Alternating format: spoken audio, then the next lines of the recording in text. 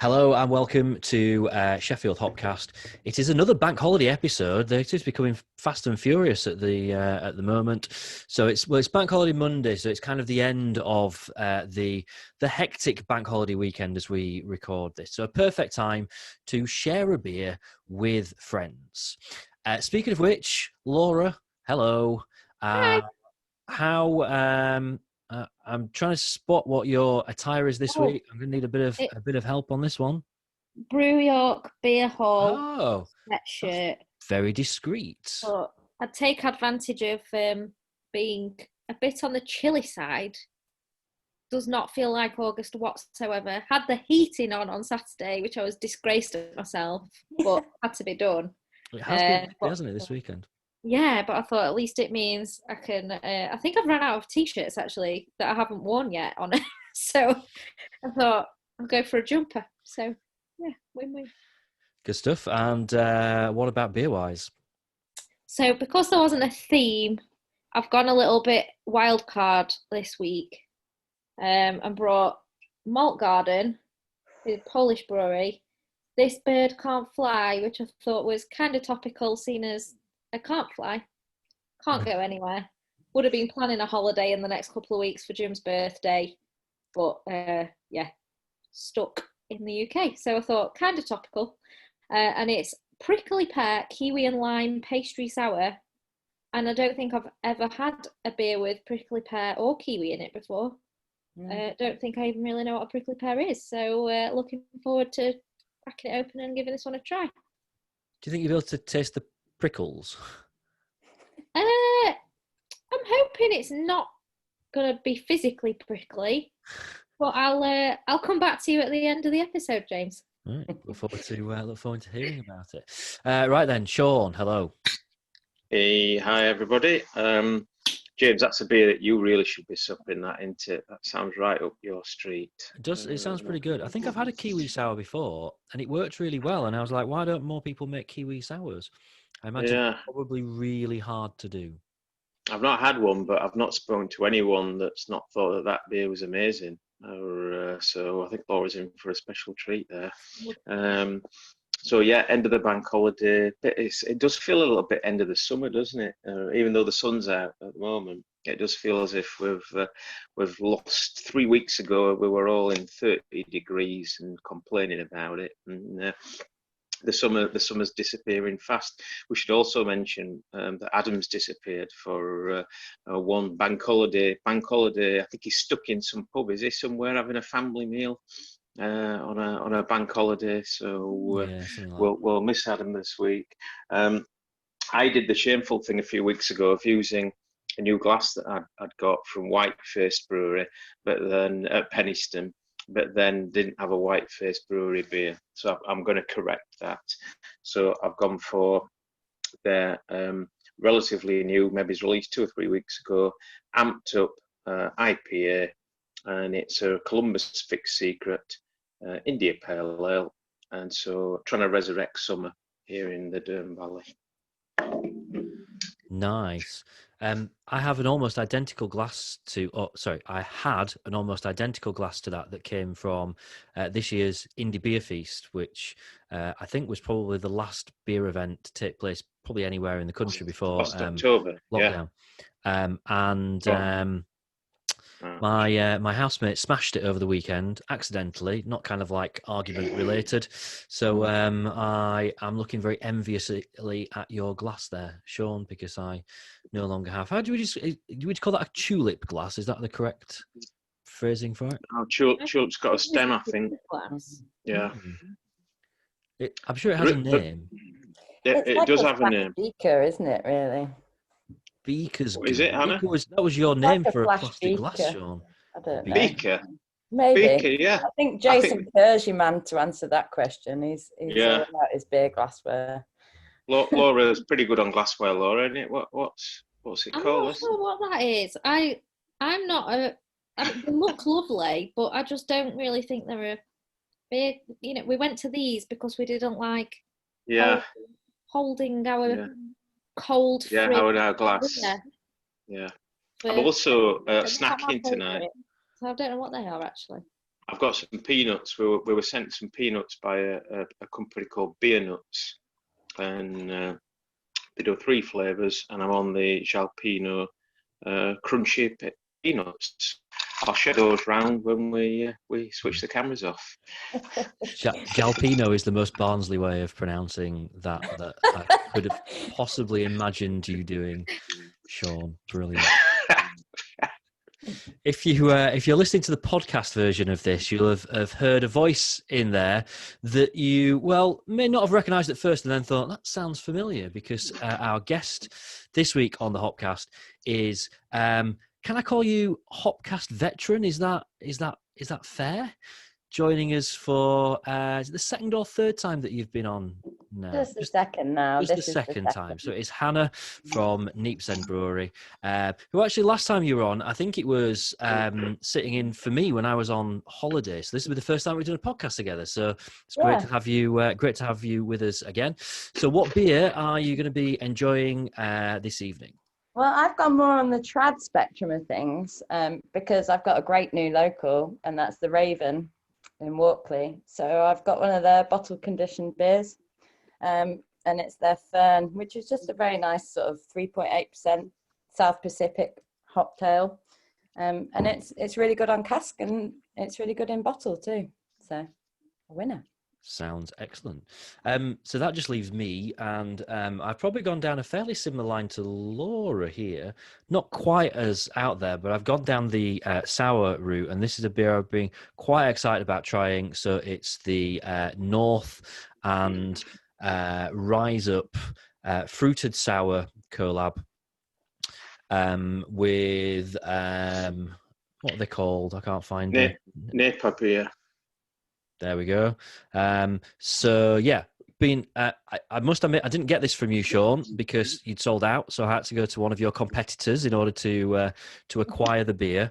Don't worry. So maybe slightly foolishly picked this, bearing in mind that it's 7%, and I'm up at 3:00 tomorrow morning. I may live to regret that, but kind of end of the summer feels like a perfect sort of beer just to kind of, you sort of drag the last dregs out of summer.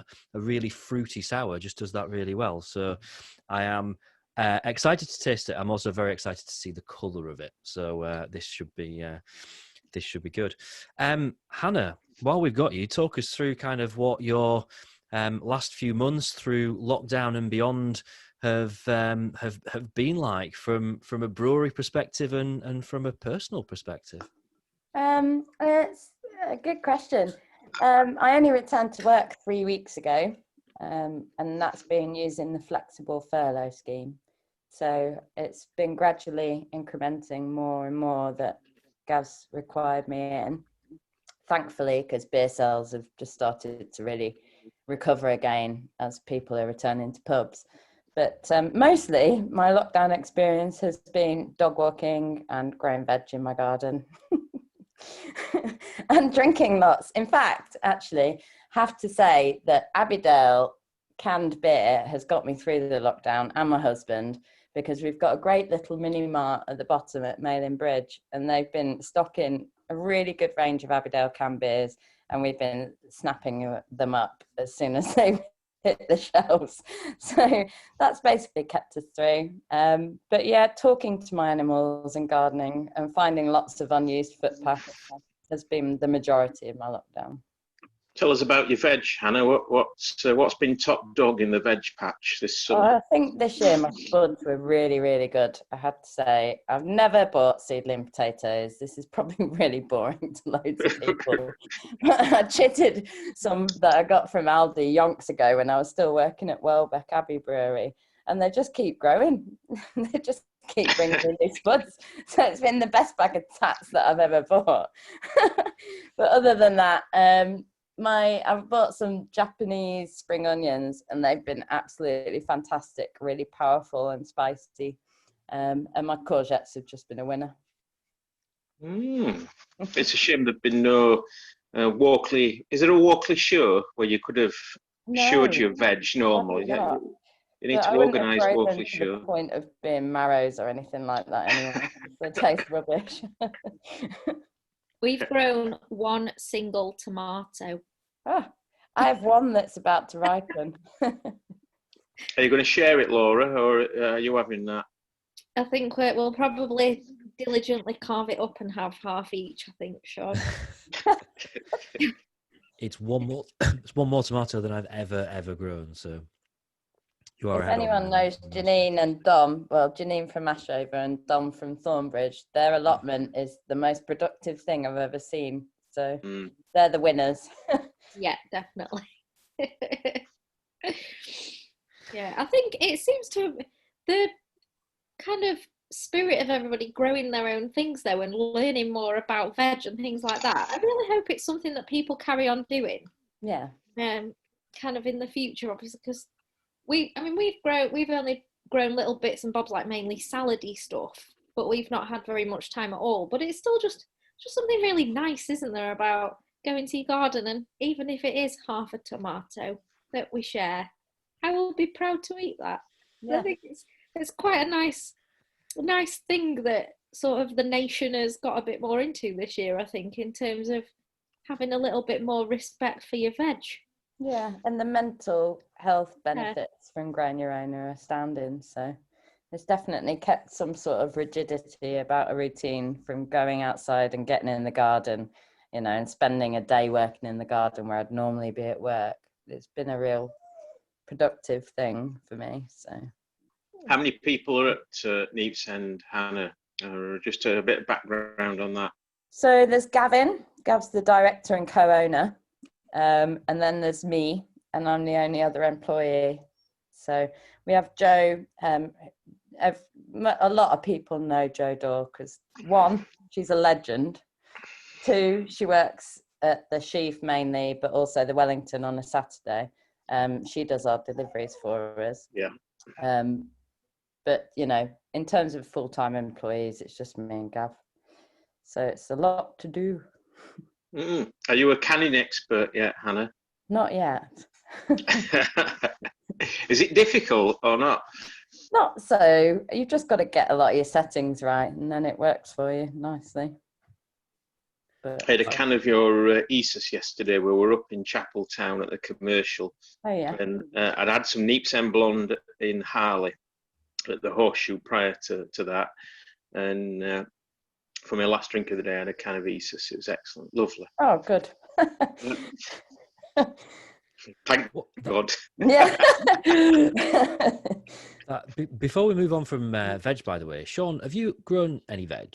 Is this? I can imagine you in later life with an allotment and kind of going down that kind of I've like. grown plenty of spuds in my time, so I can join Hannah on the spud wagon.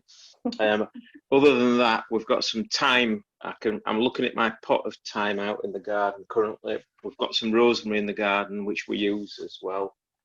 Everything else is grass, James, I'm afraid. That's quite all right.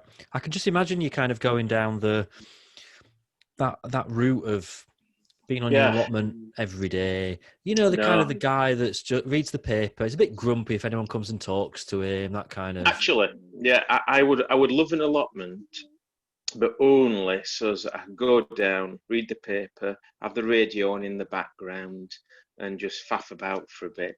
The actual growing bit, me and Deborah are experts at killing plants. So if anybody needs anything killing off in their garden, you just call us in and we'll pretend to try and water it, but we'll kill it.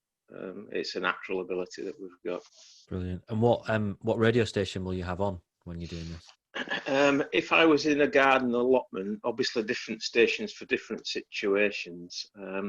I'd probably have, I would want to listen to Test Match Special in the summer, but it'd probably be Radio 4.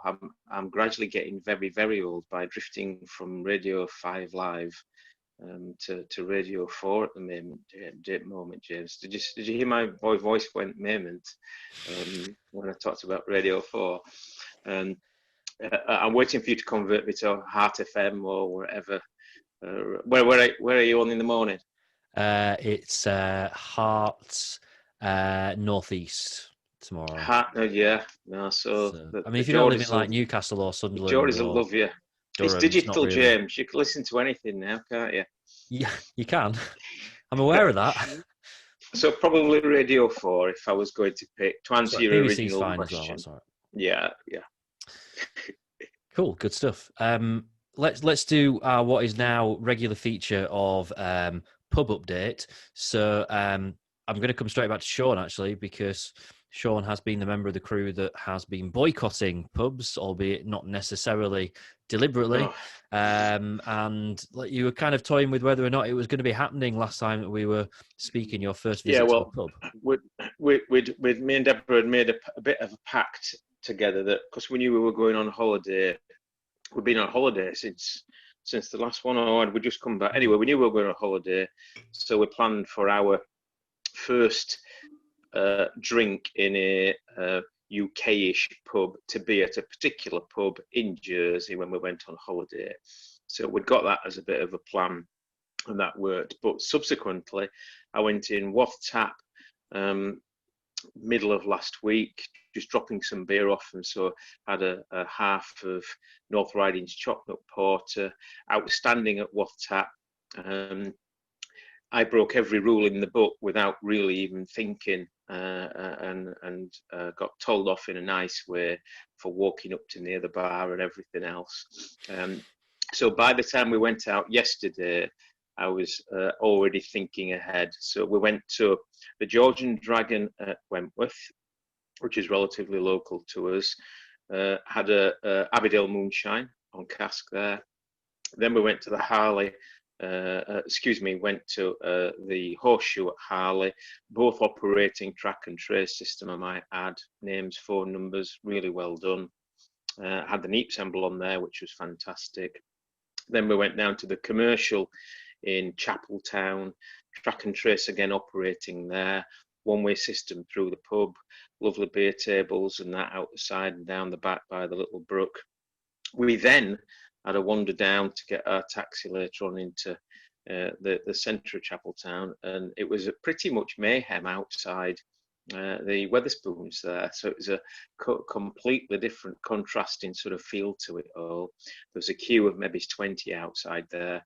The door guy was doing his best to sort of communicate what was happening to everyone. But this was late afternoon on a bank holiday Sunday, and it was a little bit... what's the word? Let me think of a good word. I'll come back to you on a good word, James, in a short while to describe that little lineup. Unsavoury. Is that all right? Unsavoury, okay, right. Unsavoury, okay. Yeah. There were a lot of people trying to get in and put him under a lot of pressure to let them in the pub. That's a shame. Yeah. That's a shame. I've not seen many good day places was like had. that, but I've got a friend that lives in Chapeltown just around the corner who says that pretty much since the day pubs reopened, that particular Wetherspoons in Chap has just been packed day in, day out. Like even by, I think, 12 o'clock on the day pubs reopened, that lunchtime, it was just like chaos on the street outside, and I don't think it's particularly calmed down since. But that's a shame, because I think certainly my experience everywhere has been quite the opposite in terms of everyone being very patient and very understanding and very respectful of staff kind of doing their best in what's dead trying circumstances. To be very fair to the Wagon and Horses, when I've been in that previously, that's probably one of the best Wetherspoons I've ever experienced in terms of its setup. So it was just a bank holiday, bit of bank holiday madness, I think, yesterday, just getting to everybody. But the other pubs were all truly outstanding, both with their beer and with the way they were operating things. Good stuff. Laura, been up to anything exciting? Bits and bobs. We went to Commune last week, had a couple of beers from Hop Hideout and some food, which was great. We've mainly been staying fairly local, so very similar to probably my last report. We've been back in Jabberwocky and Dead Donkey, but haven't particularly ventured much further. We did make it last week over to Kellam Island for the first time since lockdown. We took advantage of the Eat Out to Help Out scheme at Pina, where we drank cocktails rather than beer. which were absolutely excellent. But then took advantage of the fact that we were over there to nip to the Crow, which was lovely. One of the pubs that I've been really, really missing.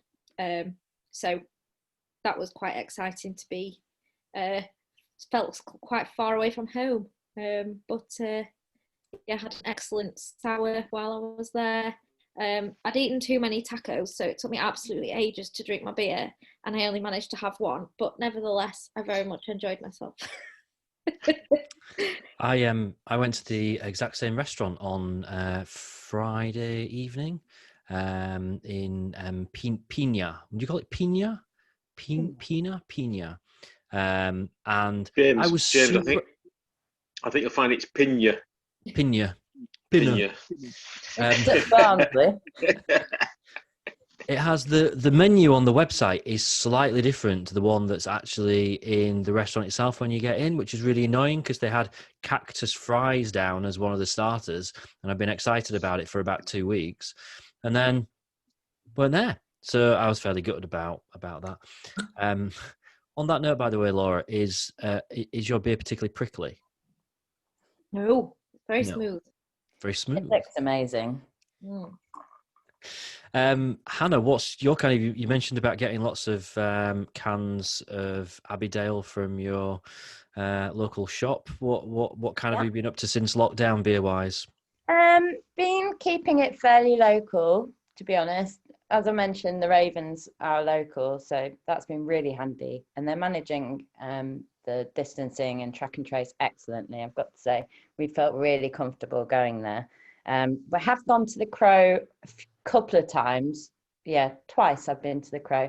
I did pop down for the Vault City keg takeover, which was amazing. And just, it felt really nice to be drinking fantastic beer, and I had one of each that they had on.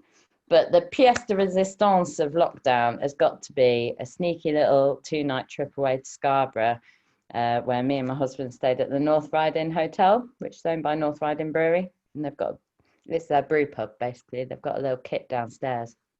And Stuart and Karen really know how to look after you. You know, the beer's fantastic that Stuart brews. I don't think I've ever met anyone that doesn't like North Riding beer. And Karen runs a brilliant pub and hotel, so that was just excellent. And we did drink a lot of beer. Did you paddle in the sea, Hannah? I saw that you were predicting. No, did you do it? You did do it. I did. I went you've for been swim in distracted. Hayton Bay, but it's jellyfish season as well, and I hate jellyfish. Right. I've been by them before, and it really hurts. So I'm a bit of a wimp. But yeah, went swimming in Hayton Bay, and then had a paddle in the North Bay in Scarborough, which was enough because I saw a few jellyfish around and got the willies. Have you ever done a collaboration with Stu? I know you've got a real close relationship, Neepsend and yeah, Stu, we did. He came to us. He still owes us one. If you're listening to it, you owe us. He will be listening we're to just waiting this. for the right time now. It was on the cards for earlier on in the year, but we just moved sites with the brewery. It was all a bit chaotic. We couldn't really, put ourselves down to anything. So yeah, hopefully maybe the back end of this year or early next year we'll be able to go for our return collab at North Riding. More paddling. More paddling. What do your kind of brew plans for the next few weeks and months look like? Obviously, canned beers came along, didn't they, during lockdown, and how are things going to unfold? For us, I mean, it's a bit different. We don't have many core beers. We've just got the blonde on cask, and now we've got a new beer, Alsis, on keg. That's our second ever permanent beer. So mostly we're just trying to work through what hops come in and come up with interesting recipes. Being a small team, we don't have a huge plan. It's very different to what I was used to at Welbeck because they've got 6 core beers now. So everything's meticulously planned in. Partially that's down to Claire's excellent organisational skills, but at Neepsend we're a bit more laissez-faire about it. We know what we need to get in, and we know how long it's going to take to ferment, but then anything else we do will just be playing around and seeing what works for us, really. Your names are always enigmatic, Hannah. What's the names origin of the names? You're not going to bring up what I think you're going to bring up, are you? No, it's an honest, fair, naive question. I have no idea what the names refer to. Mostly they refer to deities in some sense, or Greek gods or goddesses. That's what Gav started off with. Right. We did fall into a little bit of trouble. Did you? The name of one of our beers. Go on, whisper it to everybody. No. I didn't know about this. No, I didn't. Every man and his dog seems to know about it. No. Laura, do you know about it? Yes. So you can tell us. Yeah, you can tell us without breaching any rules. I think it was only a little thing, though. I don't think it was. No. We offended a particular man that lives in America, in Nevada. But we named our beer after a Hindu god, and he's highly revered. But it was more about the fact that we were doing quite a big IPA, and we wanted it to be something that would be, sort of celebrated and had greatness about it. Potentially an error, but we've apologised. It's hard though, isn't it? Because there's so many things that the meaning that you want to give to something, it's so easy for there to be other meanings that you might not be aware of, or I think everybody just sees things so differently, don't you? It is hard, and you do have to kind of think about things that you would never have thought you needed to think about. And obviously we never set out to offend anyone. That's absolutely. the last thing we'd want to do. So it was we learned our lesson, and we shan't be doing it again. Oh, people are so easily offended. You carry on. So I'm interested to see whether any of us have got anything kind of booked in, because there's kind of bit of opportunity now, isn't it? Start planning ahead a little bit, and maybe the odd little escape here and there, and a little adventure here and there. I've got a weekend in Glasgow, hopefully in October, to look forward to, which would be exciting. Laura, anything in your kind of calendar for the coming weeks? We've got a couple of nights away to a little bow-top gypsy caravan coming up. Wow!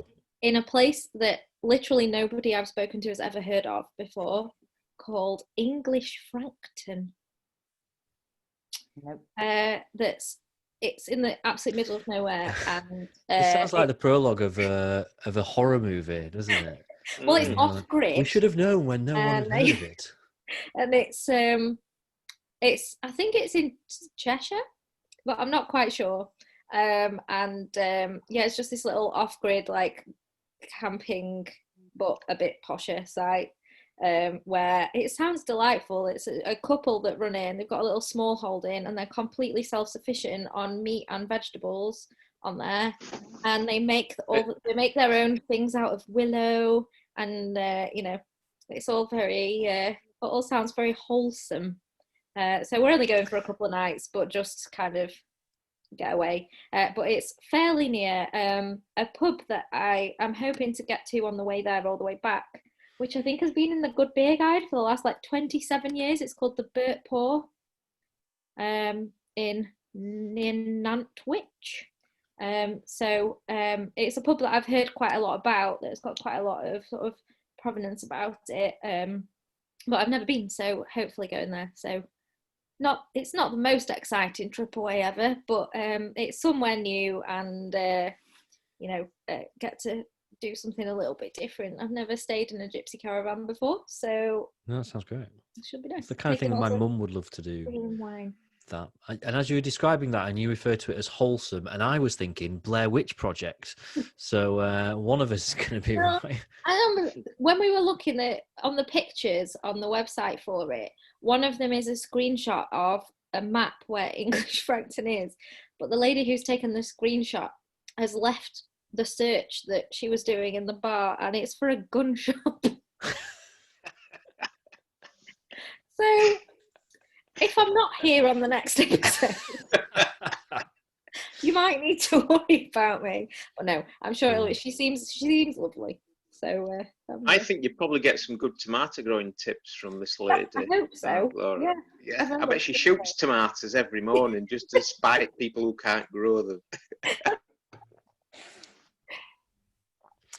But yeah, that's it for our kind of future plans just for the moment. I'm still just a little bit wary of booking anything too far in advance, and definitely do not want to go abroad at the moment. I'm a nervous traveller at the best of times, so the thought of having potential last minute changes and things to worry about is just a position I don't really want to put myself in just yet. No, I'm with you on that, and what we've seen with that flight from wherever to Cardiff last week, kind of like a bit scary, isn't it? That's not very particularly pleasant. That's all the stuff that people have been worrying about with flight. It's like if one person's got it and all that kind of stuff. Sean, what about you? Just to book that trend, we've got everything booked for the next 12 months. So I'll go through everything with you. So 4 weeks today, I will be sat there drinking North Riding Mosaic Pale. Deb will be on some Colonel Pale or IPA. And then North Riding at Scarborough. We're going to Scarborough for a couple of nights at the end of September. We're also booked in Brussels and Bruges at the end of October. But the 2-week running COVID rate in Belgium is just increasing as it is across most of Europe. They're a mile off getting back into the air bridge status with the UK. So we've been pondering that, Laura, this morning, the cancellations, moving things and all the rest of it. So we'll probably end up not going there.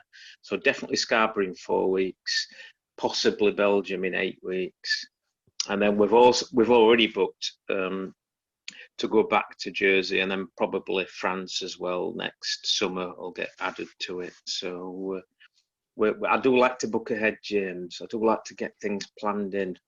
It's my old travel agent instinct, you see. Did you used to be a travel agent? Me and Deborah used to both be travel agents, yeah. And is this how you met? On the 20-something of February 1984, I have a diary that says 11 a.m. Deborah Jackson, and that was for an interview. So that's how we met. My God.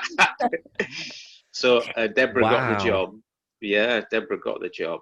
And so we both worked in the travel industry, which is why I went into teaching tourism and that at Barnsley College subsequently. Yeah, so we do like to book things. It's good to have stuff to look forward to. I'm just reeling from this shock revelation. Was this common knowledge before just now? Which is the shock? That you were a travel agent. All right.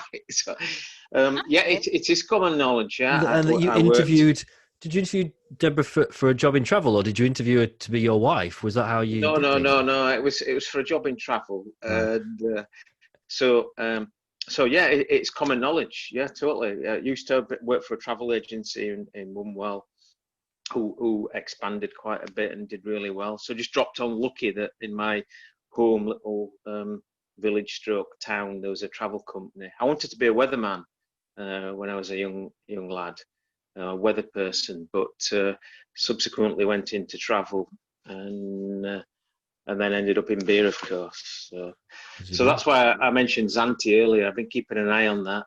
Earlier today, there's Zante flight into Cardiff. So we still like aeroplanes and all the rest. I'm not a train spotter though. We still like to watch for aeroplanes. That's cute. That's very cute. I'm glad it's amazed you, James. I don't know why I find it so amusing. I just love the fact that he used to be a travel agent. Sean, the travel agent, brilliant. Hannah, have you got any plans or any revelations on previous jobs that you'd like to share with us? I certainly Come on, Hannah. won't share any revelations on previous jobs. I think really we are going to Louth next weekend. All right. Brackenborough, where we got married, for Bungle Step Uncle's 60th birthday. That's a bit of a mouthful.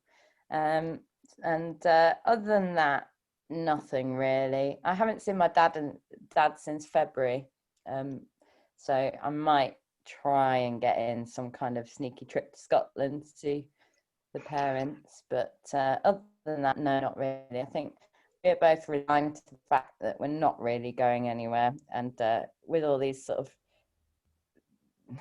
travel implications, I'm similar to Laura. I get really stressed out anyway. I don't mind flying. I just get very stressed out with connections and stuff like that. And if anything changes, I find it very stressful. So I think I wouldn't be able to relax if I was going abroad, knowing that anything could change. And I certainly wouldn't find the having to self-isolate for 2 weeks afterwards productive for myself. I mean, lockdown on its own has been challenging, but staying indoors for 2 weeks without going outside at all I'd be climbing the walls. How did your parents move to Scotland, or did you move down from Scotland? Can you give James any They're Glasgow tips? Are they No, they're near Perth now, but they're from Lancashire, so the wrong side of the Pennines for many. But all of my family are Lancastrians, and all of my husband's family are, the majority aren't at all, but he's a very patriotic Yorkshireman. Hannah, when we record all our saves, you and Jonah, you're still the poshest sounding customers that we're ever likely to ever have. Lord and Lady Bolton-Tite. Take a man's name, that's why. No, it's like good. My name. So we fused them together and made it posh sounding, but really it's just because I'm stubborn. Ah, brilliant. And you like winding me up for being posh, Sean, as well, let's be fair. No, well, I'm from Barnsley, so you are posh. So take it from me. Can you imagine what it'd have been like if you'd have turned up to book a holiday with him in 1984? James, I could actually, James, a nice little Greek island for you would suit you. Actually, I'd sort you that out, no problem at all. Deal. I'm sold. Right then, let's talk about the beers. Sean, what's it like? It's soft. It's hoppy. Nice juiciness to it. There are rumours of potential expansion for Whitefaced in Penistone, so that's worth keeping an eye on. There'll be some news and things announced over the next few weeks. But Whitefaced are a brewery that are going places, so I'm glad that I've managed to get a glass and a few of their early beers. Good stuff, brilliant. Nice. The North triple fruited, rise up fruited sour, which is a mouthful, which by the way I didn't mention. I assume most people know, but it's peach and cherry, and I think there's two different. There's like sweet cherry and sour cherry. I can't believe that it's 7% because it almost tastes like pop. It's ridiculous, but it's lovely, and it's actually very, very smooth, and I expected it to be really sharp, and it's not at all. It's actually not very sour, but very incredibly pleasant, and I'm enjoying it very much. Laura, what's your story of the sour?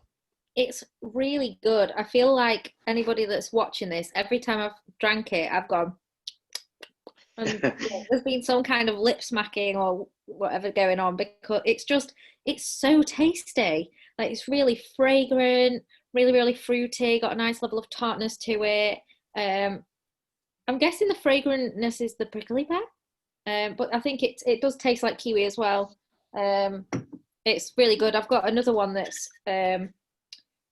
guava, passion fruit, lime and coconut, I think. So I'm even more excited to drink that one now. But yeah, it's 5.5%, and it's described as a pastry sour, and it's got no lactose in it, and it's not very it's obviously sweet from the fruit, but I wouldn't have got pastry if it didn't say pastry, so I'm not really sure what that kind of means, but it's delicious. It means an extra £1 on the price of the can.